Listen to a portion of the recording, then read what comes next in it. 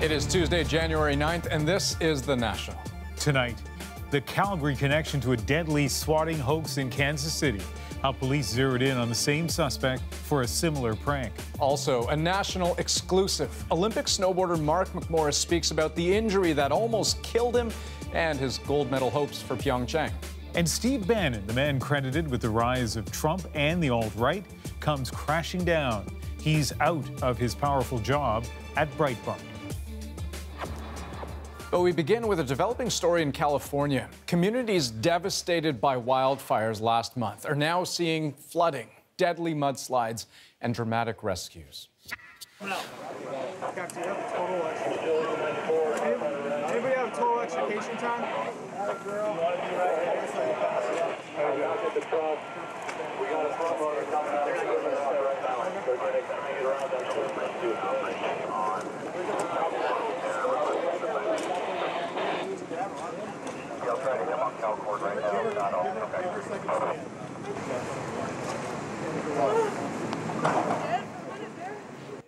Rescuers worked for 6 hours to free this 14-year-old girl trapped in what was left of her home in Montecito, California, near Santa Barbara.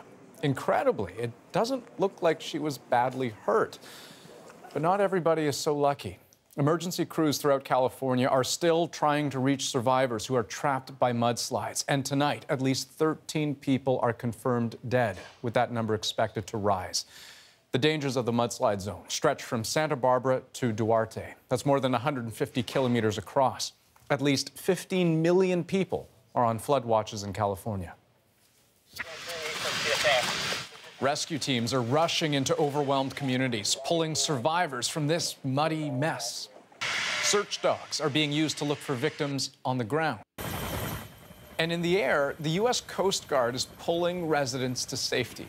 The heavy rain came down so quickly, a main road looked like a river, silt, mud, and debris, trapping cars and people. And the mudslide surrounded my car as I was driving 60 miles an hour, and it pushed my car all the way to the left-hand side of the road. Last night was my first night back since the fire.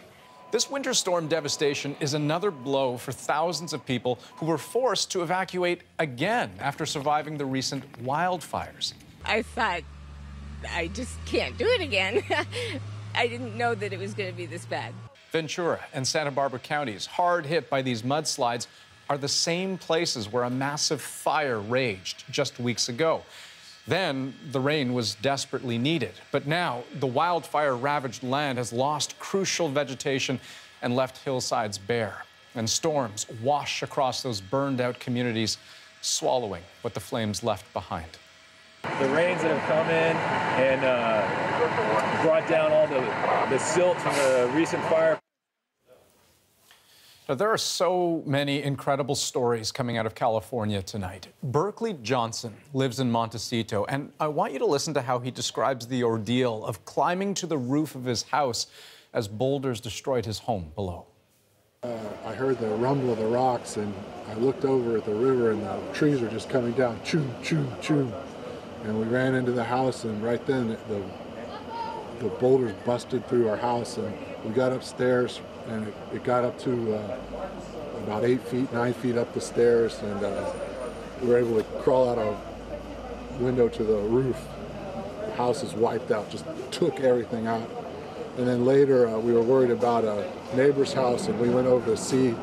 I went over to see if they were okay, and we heard a little baby crying. And fireman came over and we dug down, found a little baby. I don't know where it came from. But, we got it out, got the mud out of its mouth. I'm hoping it's okay. They took it right to the hospital. But it was just a baby 4 feet down in the mud and nowhere under the rocks. I'm glad we got it.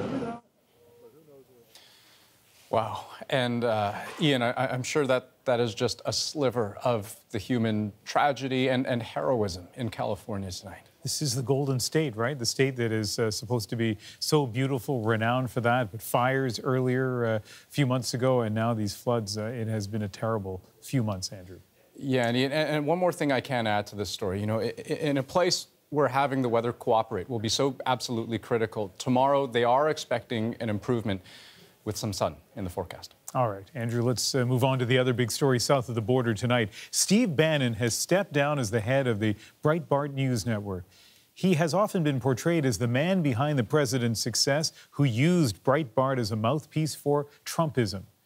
Now Bannon appears disavowed, disowned, and for now, jobless. Paul Hunter has his rise and fall. If you don't know Steve Bannon by his politics, you may well know him for the way he was portrayed on Saturday Night Live. That's him, the Grim Reaper. Hello, Donald. I have arrived. Bannon's reputation is of a take-no-prisoners populist nationalist ideologue with the ear of Donald Trump, a promoter of the alt-right via the ultra-conservative news site Breitbart he helped run. Bannon was a key player in the rise of Donald Trump. Chief executive of his campaign, he was with Trump on stage for his victory speech on election night. Trump later named him chief strategist, but months after that, amid feuding in the White House, Bannon was fired, though he remained a Trump ally. Returning to Breitbart, seemingly intent on pushing hard against so-called establishment politics, he backed Republican Senate candidate Roy Moore in Alabama, despite allegations of sexual assault against Moore, and seemed to fall further from favor in the eyes of Trump. Then came that book, Fire and Fury, with Bannon a key contributor to its stories of chaos in the White House and an inept inner circle. He called Trump's daughter Ivanka dumb as a brick, slamming as treasonous Donald Trump Jr. for a mid-campaign meeting at Trump Tower with a Russian lawyer. Bannon later said his comments were misinterpreted, but Trump was furious and said Bannon had lost his mind. That's why Sloppy Steve is now looking for a job. Trump backers chose sides. Billionaire conservative Rebecca Mercer, a longtime friend of Bannon and investor at Breitbart, pulled her support for him. And today, Bannon stepped aside. I'm proud of what the Breitbart team has accomplished in so short a period of time, he wrote, in building a world-class news platform.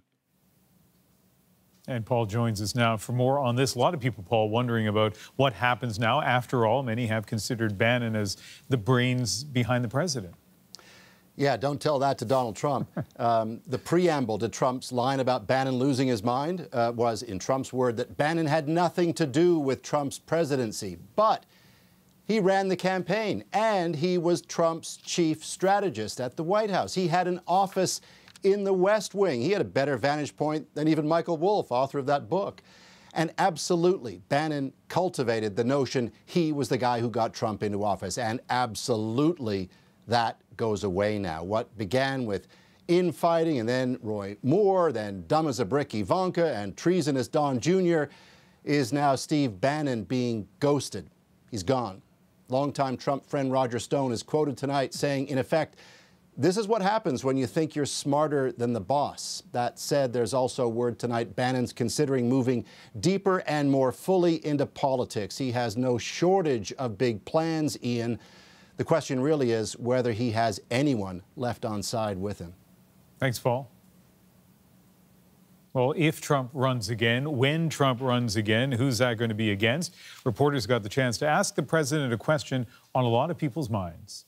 Can you beat Oprah, by the way? Yeah, I'll beat Oprah. Oprah would be a lot of fun. I know her very well. You know, I did one of her last shows. She had Donald Trump, this is before politics, her last week. And she had Donald Trump, and my family was very nice. No, I like Oprah. I don't think she's going to run. But you can beat her. I don't think she's going to run. I know her very well. Thank you, Mr. President. The buzz over the possibility of Oprah running for president has been building since her impassioned speech at the Golden Globes on Sunday night, but no confirmation yet from Oprah herself. Here at home, it was a room full of Canadians who got the chance to ask questions of the Prime Minister tonight. And while he didn't mention Donald Trump by name, the usually diplomatic Justin Trudeau made a little slip. There's people thinking about our place in the world and how Canada is, dealing with a somewhat unruly neighbor these days. Maybe not unruly, maybe unpredictable sometimes, but how we move forward in a thoughtful, positive way. That apparently unscripted moment came as Trudeau spoke at the first of a series of town halls. And while some MPs in Ottawa accuse him of running away from ethics questions dogging his government, he wasn't really getting away from the issue in Nova Scotia tonight. Katie Simpson has more. At first, you'd never know this is a prime minister fresh off an embarrassing ethics scandal. Justin Trudeau received a mostly warm welcome on the first stop of his cross-country town hall tour, taking unvetted questions at random. I'm deeply concerned with the growing numbers in mental health. Do you think it's okay to give $10.5 million to a person that killed a soldier? Where do they stand on a national autism strategy? But Trudeau was unable to avoid the scathing review of his vacation to the Aga Khan's island. If he is a longtime family friend of yours since you've known since you were a kid, you're probably not supposed to be giving money to his foundation. Going forward, every single one of my vacations will be cleared in advance with the Ethics Commission.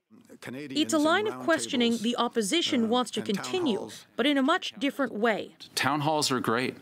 Do them all the time. But it does not substitute for this. Critics demanded Trudeau be invited to the Ethics Committee to answer more questions about his vacation. Last month, the Ethics Commissioner found Trudeau violated federal ethics law by accepting a family trip on the Aga Khan's private island. It is his responsibility to make himself available to members of Parliament. But the proposal was unanimously shot down by the Liberals, who hold the majority on the committee. Mr. Erskine-Smith. No. It's a dangerous precedent, says the NDP. He's simply sending a message that the Prime Minister should be untouchable. Even with the backlash on Parliament Hill, it doesn't appear to be hurting the Liberals. We haven't seen any movement in the polls in the last few months, despite all the noise that we've heard in the House of Commons about ethics, about Justin Trudeau's trip to the Bahamas. CBC's poll analyst Eric Grenier also says Trudeau's town hall last year worked in his favor. It was a way to staunch the bleeding. He hit the road at a time when Trudeau faced questions about that same vacation and his so-called cash for access fundraisers. While not all crowds, including this one in Calgary, were friendly. You're either a liar or you're confused. Trudeau still managed to come out ahead. Just being there and being able to vent your frustrations at the Prime Minister and for him to stand there and take it is a pretty good visual for the Prime Minister, for the Liberals. If it was your son... It's a visual the Liberals are looking to recreate this time around. Katie Simpson, CBC News, Ottawa. You may remember a tragic shooting in Kansas City in late December. Police killing an innocent man as they responded to a hoax emergency call.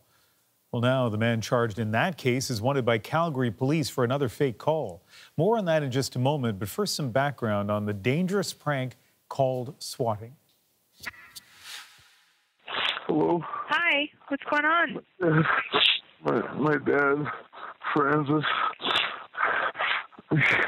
he's going crazy. He's got his gun out.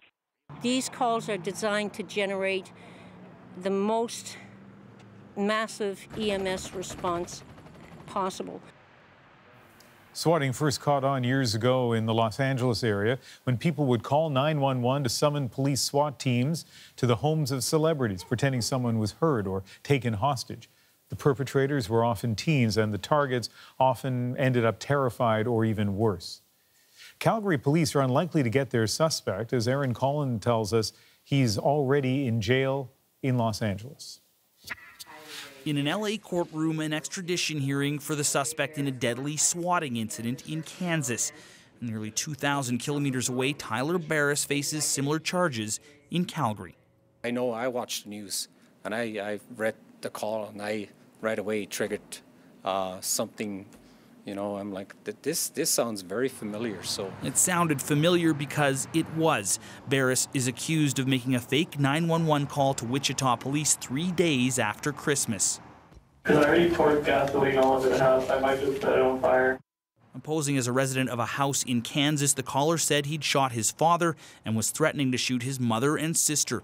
When police arrived at what they thought was an active shooting incident, they shot and killed an unarmed man who emerged from that house. 6 days earlier, Calgary police received an eerily similar call. On Friday, December 22nd, 2017, at approximately 7:40 p.m., Calgary 911 received a call from a man who claimed he had shot his father and was holding his mom and younger brother hostage. High-profile cases of swatting have landed in Canadian courts recently. In Ottawa, a 16-year-old was convicted of making prank 911 calls across the country. In BC, a swatting incident sent police scrambling through a suburban neighborhood and led to a Surrey school being locked down. Just imagine, anybody can make these calls. You don't have to be very sophisticated. You don't have to have really sophisticated equipment. We know that swatters can be teenagers. In Kansas, police are investigating whether an argument over an online game led to the swatting there. It's a theory that's come up north of the border as well. But Tyler Barris is unlikely to see the inside of a Calgary courtroom. The 25-year-old will only be arrested if he comes to Alberta. Aaron Collins, CBC News, Calgary. In recent months, allegations of sexual misconduct have rocked one industry after another. First, it was movies and television. Recently, Canadian theatre. And now, allegations in Canada's literary scene. A former male student at Concordia University in Montreal has posted a scathing essay online. It details a culture of harassment aimed at women in the university's prestigious creative writing program. And it's gotten other former students talking.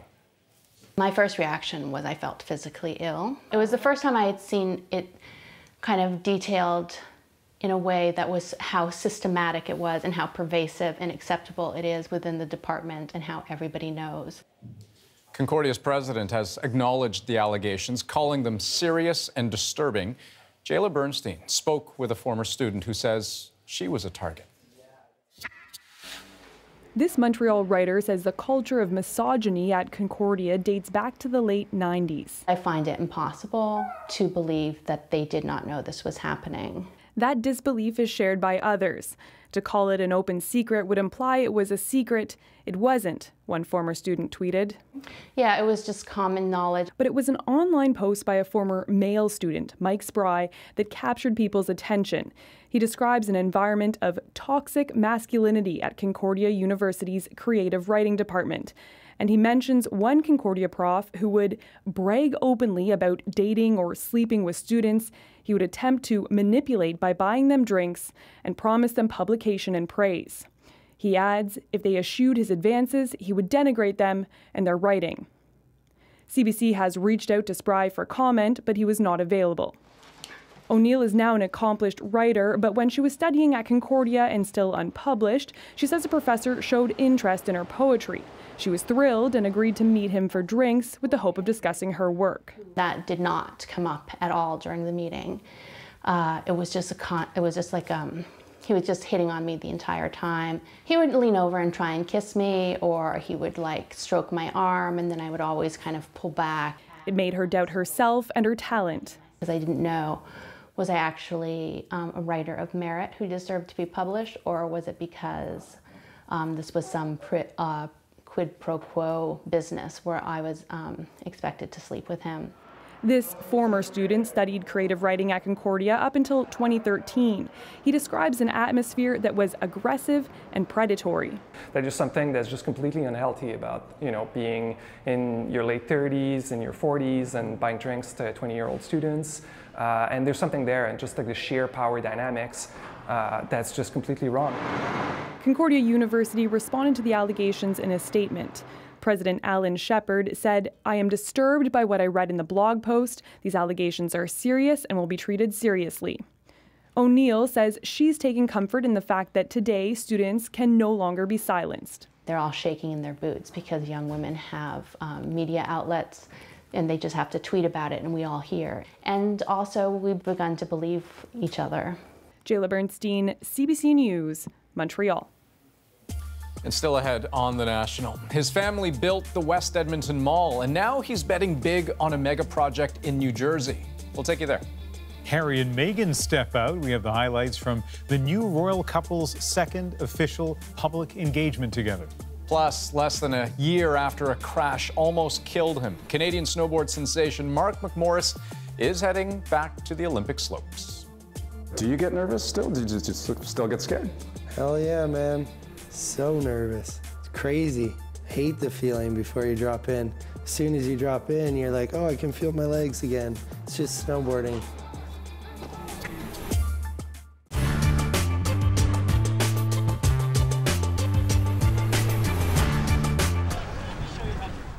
They came in their thousands to this shrine of aviation to witness history replayed and in some cases bag it to take with them. This is hallowed ground and I consider it sacred. I'm an aviation enthusiast. No shortage of those on this rain-drenched day, among them movie star John Travolta and President Bush. And on the day they did fly, just like today, the conditions were not ideal. But they went ahead anyway. As a Canadian-built jet trainer. Overhead, a Canadian contribution, a fly past by two snowbirds, here to mark the centennial of the Wright brothers' first flight. It really hit home that hey, we flew 100 years to the day over the exact same site. It still hasn't totally sunk in, I don't think. I often wonder if Uncle Orr fully understood the gift, the view he and Uncle Will would give the world from these beautiful sandy dunes on December 17th in 1903. On that date, two brothers from Dayton, Ohio achieved what no one else had, controlled heavier-than-air flight. Today it seems like such a modest achievement. Beginning from the point of that granite marker, the Wrights spent just 12 seconds in the air, a mere 120 feet to land here. And yet, even that short hop truly was, to coin a later phrase, a giant leap for mankind. Countdown to Kitty Hawk. A leap this team of aviators hope to replicate with their wood, cloth, and wire reproduction of the Wrights flying machine. There she goes! After a 2-hour wait, the rains finally subsided, and the replica flyer trundled down its runway, tantalizingly close to taking off before splashing into a mud puddle. Disappointing the pilot, but not the crowd.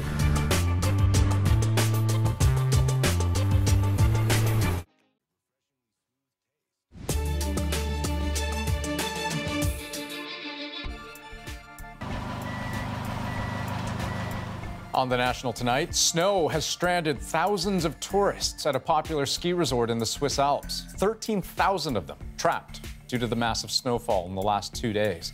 Some have since been airlifted out by helicopter, but for those still stuck, they've been told to stay off the slopes as the avalanche risk is high. In Quebec, a hotel made almost entirely out of ice has been temporarily shut down due to fire. Nasty combination. It happened last night. We don't know the exact cause, but there are reports a candle might have fallen on someone's sleeping bag in one of the guest rooms. The whole place had to be evacuated, not out of fear of collapse, but because of all the smoke. Unfortunately, this remains a perplexing case. And in Washington today, officials admitted they're still at a loss to explain why embassy staff in Cuba became sick. And the State Department has ordered a new review into that mysterious illness. One theory investigators are exploring, that the staffers might have been deliberately infected with the virus. Cuban officials say they had nothing to do with it. Also in Washington, an unexpected move. Donald Trump let reporters and their cameras into what normally would have been a closed-door meeting. The bipartisan talks were meant to try to reach consensus on immigration reform. But what was even more surprising was the signal sent by the U.S. president that there could be a major shift in his position. You're not so far away from comprehensive immigration reform. And if you want to take it that further step, I'll take the heat. I don't care. I don't care. I'll take all the heat you want to give me. That heat that Trump is talking about is likely to come from the very people who voted him into office, because the reforms he appeared to agree to are a long way from the kind of things he said on the campaign trail. Keith Bogue explains. Comprehensive means comprehensive. The White House reportedly wanted to show the president in charge, to push back against recent reports that he's not up to the job. So, for nearly an hour, news cameras rolled on the sausage-making of legislating. On addressing DACA. Congressmen and women from both parties negotiated with the president about immigration reform and whether to handle it issue by issue or deal with everything together in a comprehensive package. This should be a bill of love, truly.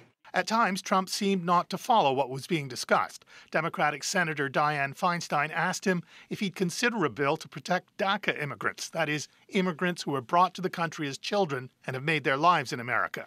What about a clean DACA bill now She meant when Trump agreed to a no-strings-attached deal on DACA that didn't include funding for a border wall, and then negotiate that and other things later. That's basically what Dick is saying. We're going to come out with DACA. We're going to do DACA, and then we can start immediately on the phase 2, which would be comprehensive. Would you be agreeable to that? Yeah, I would like to do that.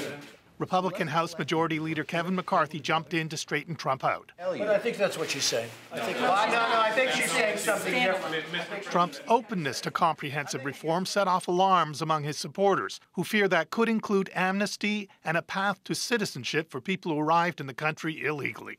Breitbart columnist Ann Coulter tweeted that nothing Michael Wolff could say about Donald Trump has hurt him as much as the DACA love fest right now. Michael Wolff wrote the book Fire and Fury that has people questioning Trump's fitness for office. Trump said that he'd sign any immigration bill that landed on his desk. I'm not going to say, oh, gee, I want this or I want that. I'll be signing it. Trump's staunchest supporters voted for him because they believed he was a hardliner on immigration who would tell Congress what to do, not the other way around. Keith Bogue, CBC News, Washington.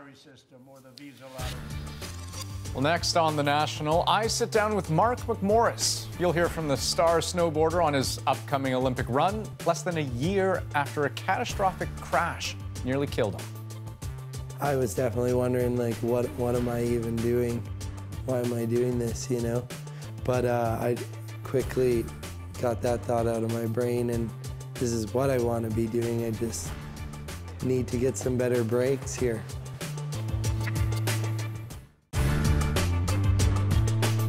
So how much do refugees and immigrants get in social assistance? Let's break that down based on information from the federal and provincial governments. Starting with immigrants, they get the same amount of social assistance as other Canadians, with one exception. When a citizen or permanent resident sponsors a relative as part of the family class, that sponsor is responsible for any income assistance their relative gets. Taxpayers are not on the hook for any of that. Okay, but what about refugees? And what about those people who are walking across the Canada-US border seeking asylum here? Well, that depends on whether they're government-sponsored, privately sponsored, or a mix of both. Let's start with privately sponsored refugees. They don't receive any government assistance for the first year, although they do have access to federally funded services like language training and healthcare through an interim federal program. All their other costs are covered by whomever is sponsoring them, whether that be a religious organization or community group.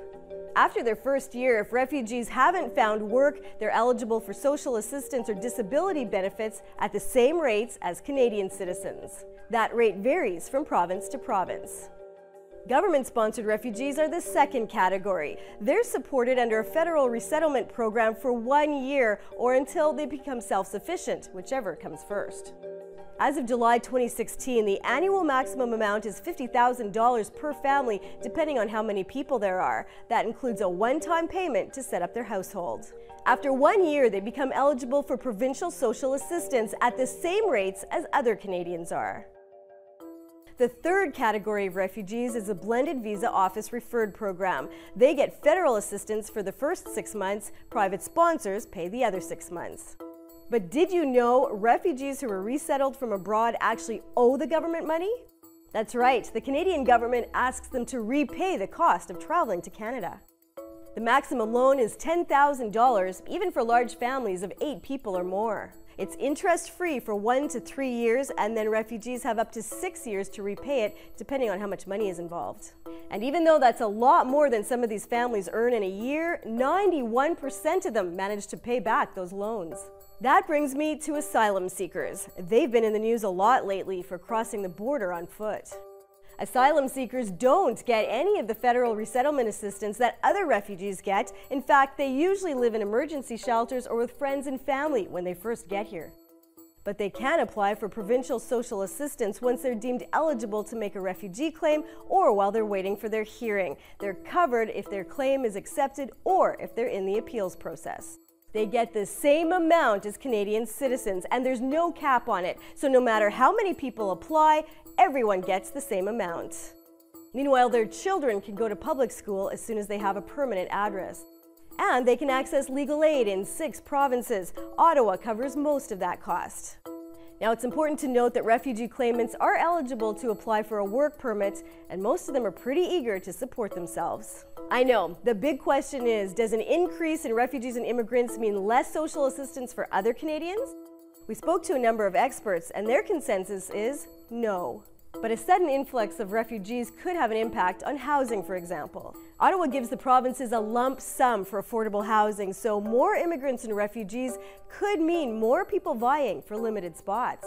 On the other hand, federal transfer payments for affordable housing are doled out on a per capita basis, so that means an influx in refugees and immigrants could mean more money coming to the provinces.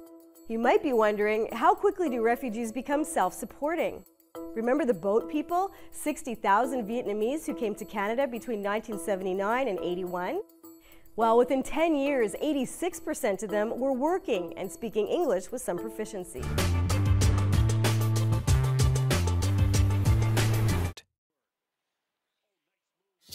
And without further ado, welcome Canada's slopestyle and big air snowboarders. Starting with the men's team, Mark McMorris. And with that, Mark McMorris is officially heading back to the Winter Olympics. He's just 24 years old, but he's been a household name in snowboarding for years. This was him when he was 17 and became the first person in the world to do this. Since then, McMorris has amassed a collection of 14 X Games medals and a bronze at the Olympics in Sochi. But the path to Pyeongchang hasn't been an easy one for McMorris. The last 4 years of his life have been marred by injury after injury.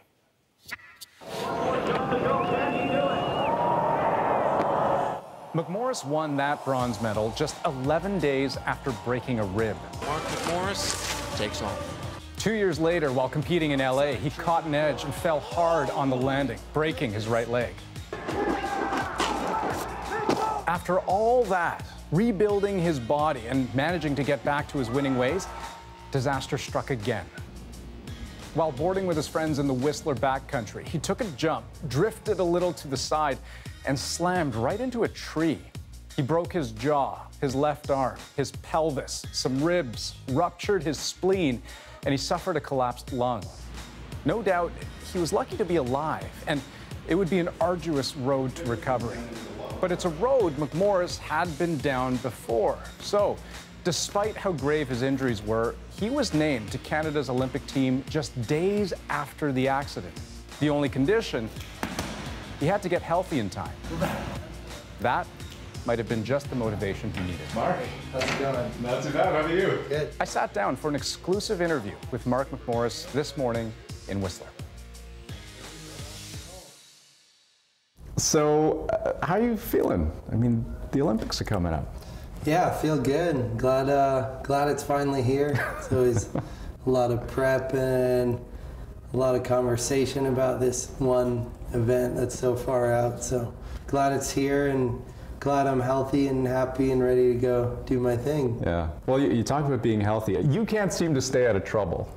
Yeah, I know. I need to be in bubble wrap or something, but then I won't be able to snowboard or do my job. I guess not. But I mean, there's a side to me that wonders, I mean, how much punishment can this man take? I know.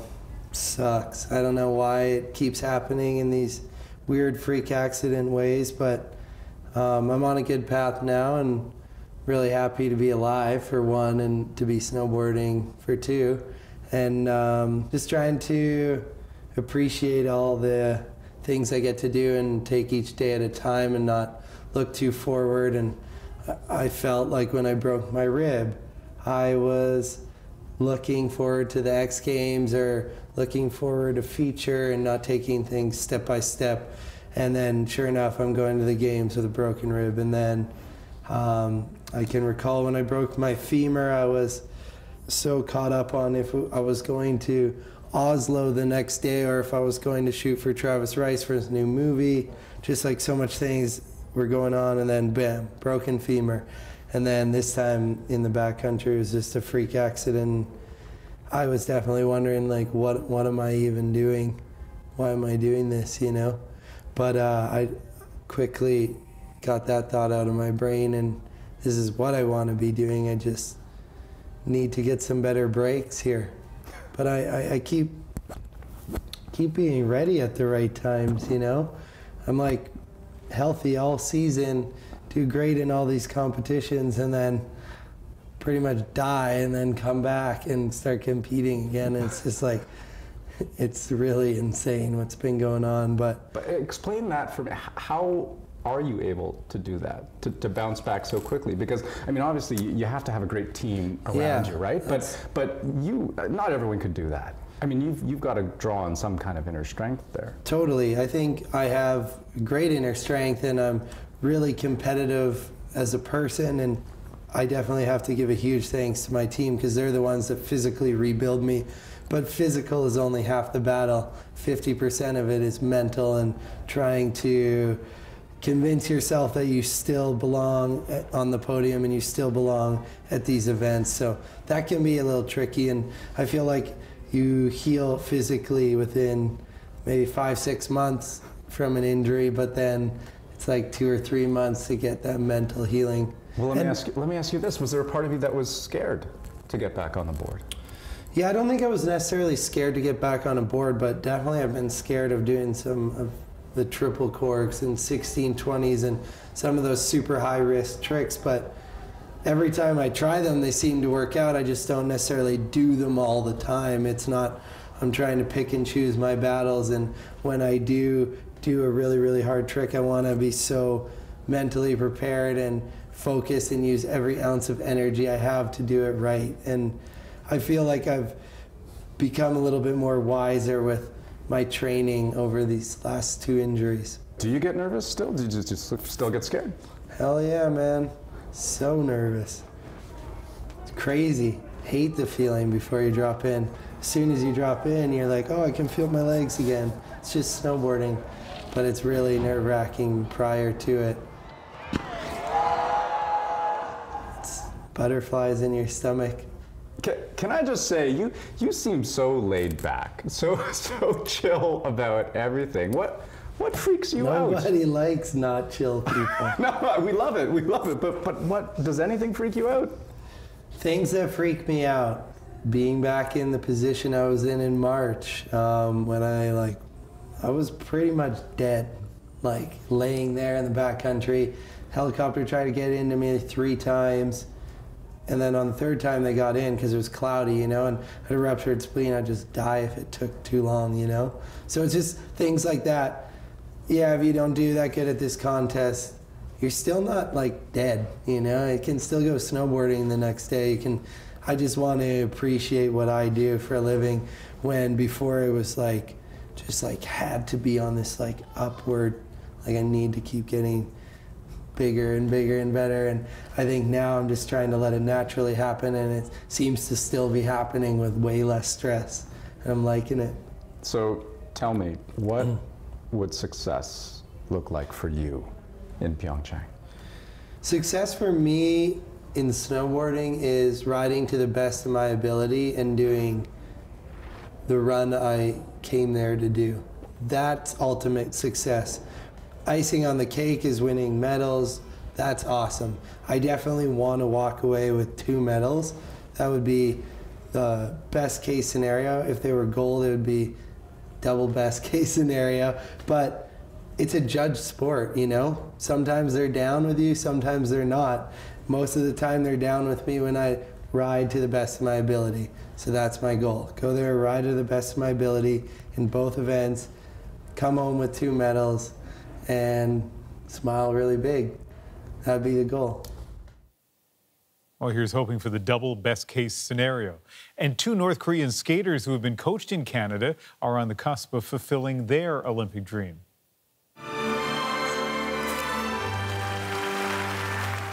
Ryom Taeok and Jusik Kim appear bound for the Winter Games. The North has agreed to send a team to Pyeongchang next month, and the skaters are the only athletes who have qualified. The CBC's Sasha Petrusik is in Seoul. It was a pretty extraordinary day of negotiations. The North Korean delegation marching purposefully over a border normally bristling with arms, its lead negotiator promising a special New Year's gift, the rare handshake of the North in the South. Most remarkable, though, was the speed of agreement. A quick announcement by South Korea's chief negotiator that North Korea would send a delegation of athletes, cheerleaders, and top officials to the Winter Olympics in South Korea next month. Teams from North and South may even march into the Pyeongchang opening ceremonies together. That has happened before, but not at an Olympics since 2006 in Torino. And any friendship has been surprising. A photo of North and South Korean gymnasts smiling in a selfie in Rio quickly went viral. There was progress beyond the Olympics today, too. An unexpected agreement to hold talks on reducing military tension on the Korean peninsula, though the North made it clear it has no plan to give up its new nuclear arsenal.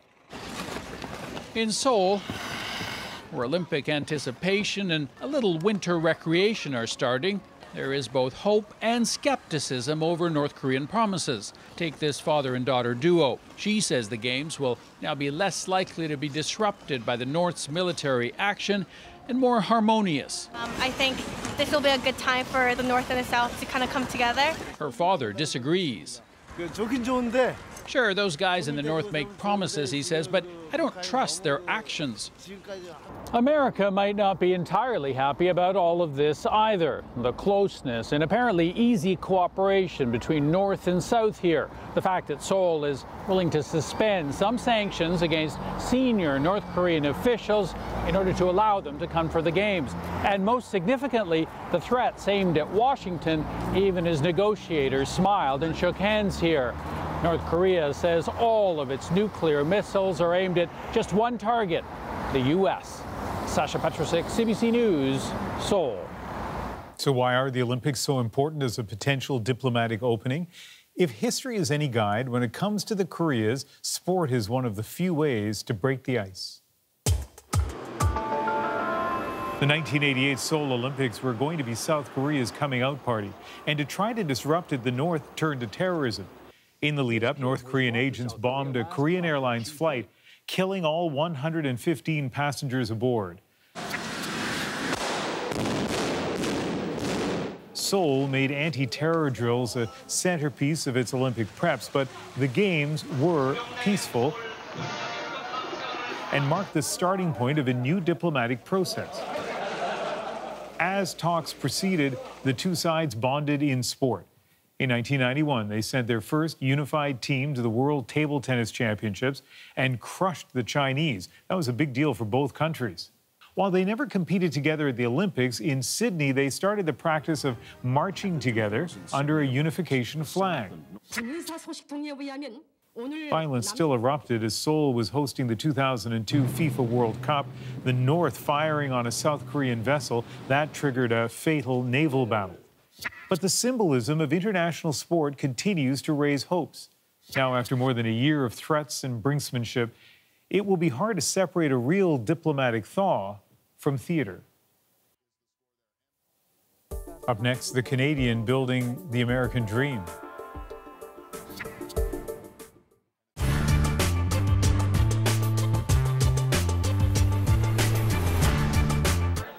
People knew the Ontario government didn't like happy hour, but most were surprised it moved so quickly to ban cheap drinks. Some bar owners are pleased. They were coming in for the reduced prices, and after work, jumping in their cars after and going along the street. The best move they could have made was by canceling the happy hours. I do it right now is because my competition doesn't, and I have to be like the rest of them. But others complain there's stiff competition around their bars. And to survive when happy hour ends, they may have to have happy hour prices all the time. Possibly, if we lower the prices across the board, we should retain some of our business. The announcement came in the legislature today. The reason? The government thinks happy hour has increased the number of impaired drivers. That's only a perception. There are no statistics to back that belief. But the minister says perception is a good enough reason to ban happy hour. The perception of it, at least, if not the reality, and I think it was a reality, was that on the way home you were being enticed to stop and have a drink and then drive on. Among customers at happy hour, reaction is mixed. Some agree it contributes to impaired driving and should be banned. I think it's a good idea, especially in the Christmas season. Others say most people don't drink a lot during happy hour. People might come in for one drink. That would be about it. En route somewhere else. Very few people sit around and drink all night. While others are angry because they say the government's meddling where it doesn't belong. I think that we are losing control again. They are telling us and they're dictating to us. And I don't agree with them. Whatever customers think, Ontario's police chiefs and groups like Pride, people to reduce impaired driving everywhere, don't like cheap drinks. And they're the reason Ontario will become the first province in Canada to ban happy hour. Michael McIver, CBC News, Toronto. Carl Burden is the executive director of Alcohol and Drug Concerns. The organization has been actively fighting happy hour since its introduction to Ontario drinkers a couple of years ago. We believe that the introduction of happy hours at the time in which they are usually applied means that people are going to be leaving and driving home tired from a day's work and with the added inconvenience of a few drinks. And this, in fact, would have caused serious problems and probably already has caused serious problems in Ontario. Happy hour attracts the after-work crowd by offering drinks at reduced prices. Surprisingly, bars don't make any money on that added business. Financially, I don't think we're going to be losing business because we lose money when we give happy hour to people. The only people that are benefiting, I think, is the customer. Do you find that during happy hour you do drink just a touch more? Absolutely, for sure, yeah. Cheaper. Yeah, less expensive, and once you get going, it's hard to stop. After work, I would like to come and have a beer, and if it's cheaper, that'll get me in here. Many bars are thinking of keeping happy hour, but with a difference. Instead of lower prices for drinks after work, they'll offer a bite to eat with your beverage. Kathy Legedza, CBC News, Toronto.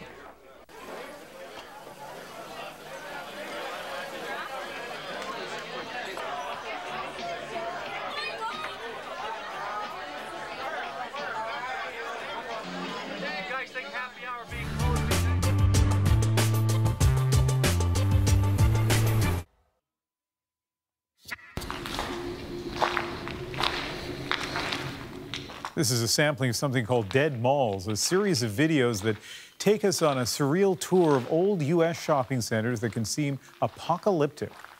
There are about 1,200 malls in the United States. At least 1/3 are dead or dying, according to industry research. Among the many challenges, online competition is growing. So who on earth would decide now is the time to build a massive 3 million square foot mall in New Jersey? The answer is a Canadian. Diane Buckner has the story. Where are you taking us here, Don? Right up inside the core there.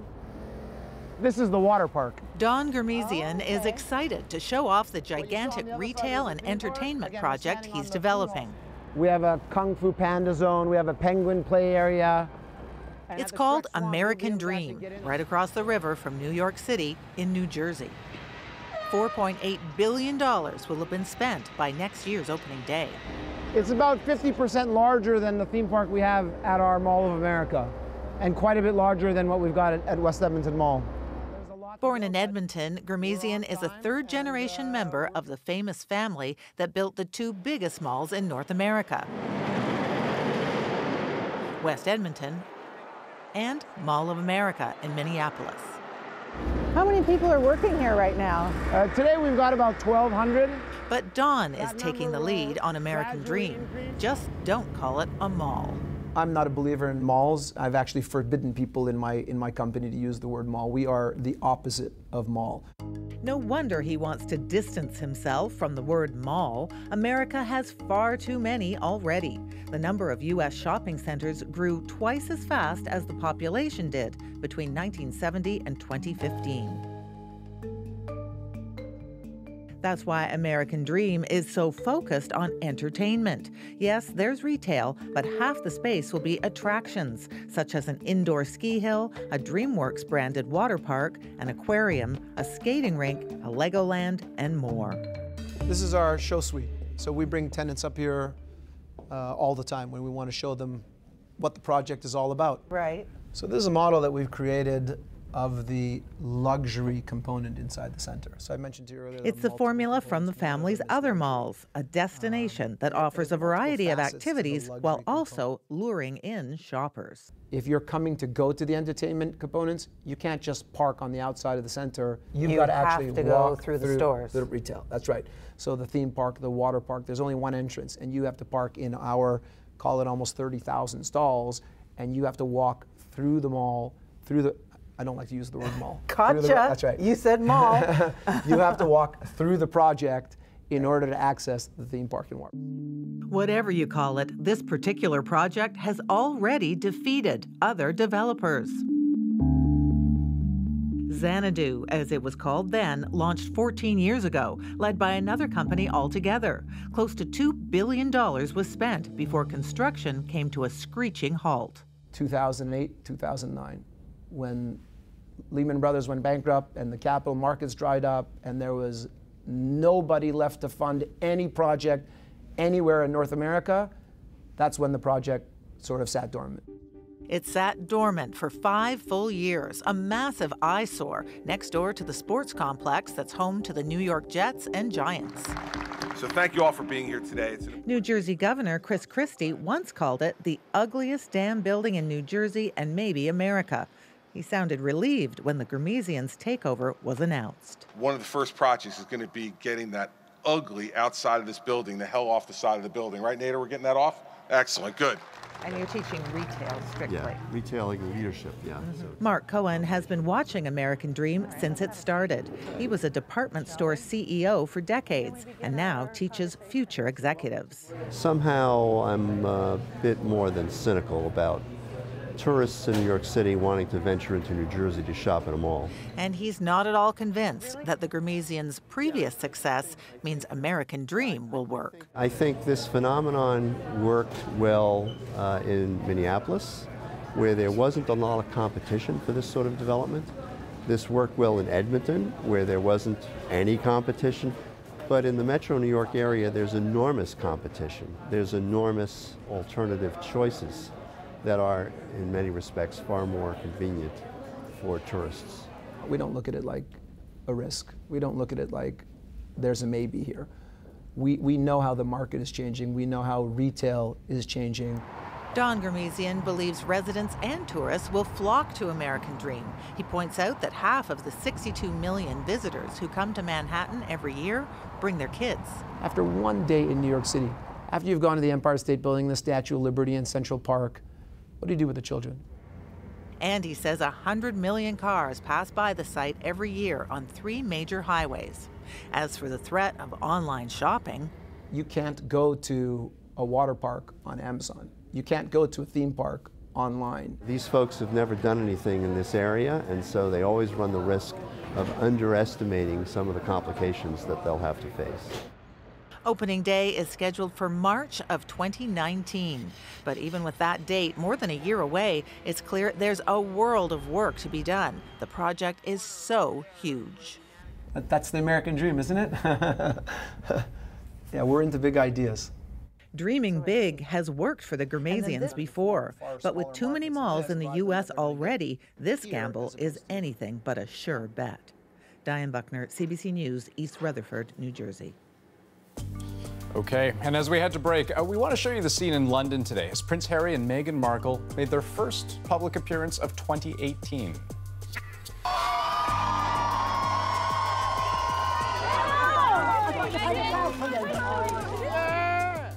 Welcome to Brixton Town. A lot of people don't want to come to Brixton. It's very good, and I appreciate it. Thank you. She's been sitting by the front door with her hat and coat on since 9 o'clock because she didn't want to miss it. That's right.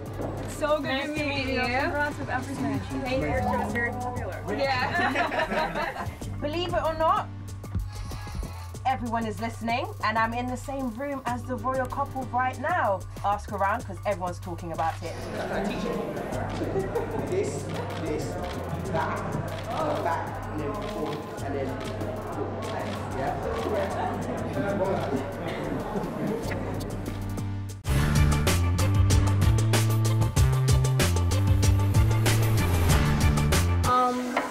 I I'm 6 feet and 11 inches. David's 8 years old, and no, he's not a giant. He's 1.67 meters, but he doesn't have a clue what that is in the imperial system. Neither does his friend Danny. 5 feet and 18 inches. Both boys attend D. Roy Kennedy School in Ottawa. They're as deeply rooted in the metric system with its meters and grams as many older people are in the imperial system with its feet, pounds, and ounces. I don't understand your kilogram. I hate it. Go back to the old system. Many people thought the Conservative government would do just that, go back to the old system of imperial measurement.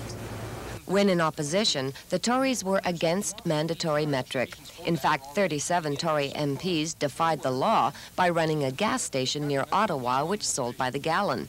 Freedom to measure became their battle cry. They practically begged to be taken to court over their actions.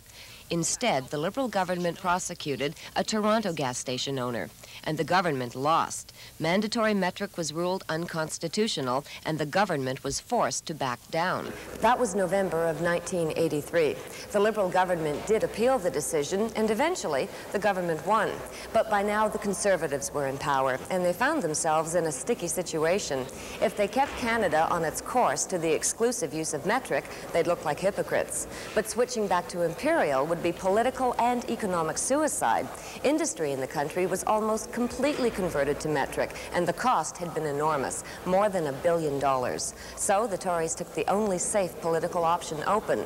They straddled the fence and said merchants could use both systems, metric and imperial.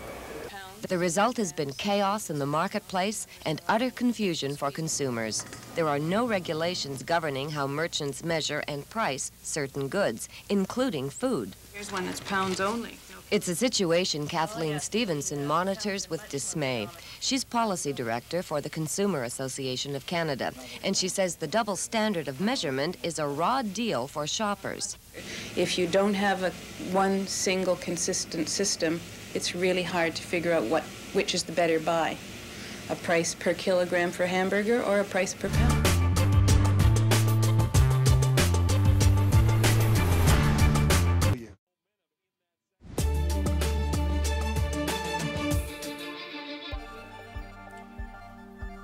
The great-grandfather of 2 of the children killed in this Nova Scotia fire on the weekend spoke to CBC News today.